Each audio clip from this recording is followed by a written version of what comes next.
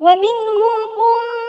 أميون لا يعلمون الكتاب إلا أماني وإن هم إلا يظنون فويل للذين يكتبون الكتاب بأيديهم ثم يقولون هذا من عند الله ليشتروا به ثمنا قليلا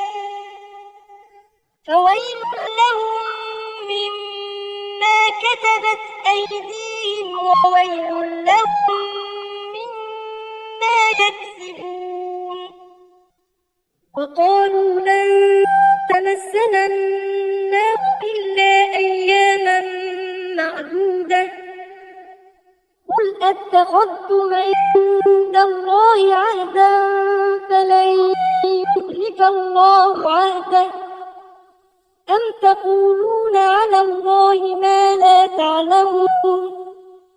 بلى من كسب سيئة وأحاطت به خطيئته فأولئك أصحاب النار هم فيها خالدون والذين آمنوا وعملوا الصالحات أولئك أصحاب الجنة هم فيها خالدون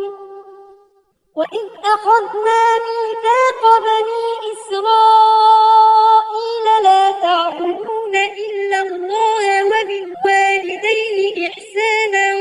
وذي القربى واليتامى والمساكين وقولوا للناس حسنا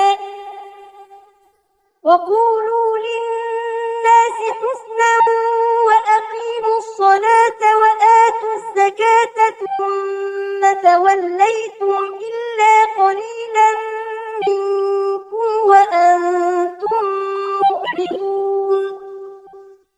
وإذ أخذنا ميثاقكم لا تسفكون دماءكم ولا تخرجون أنفسكم من دياركم ثم أقررتم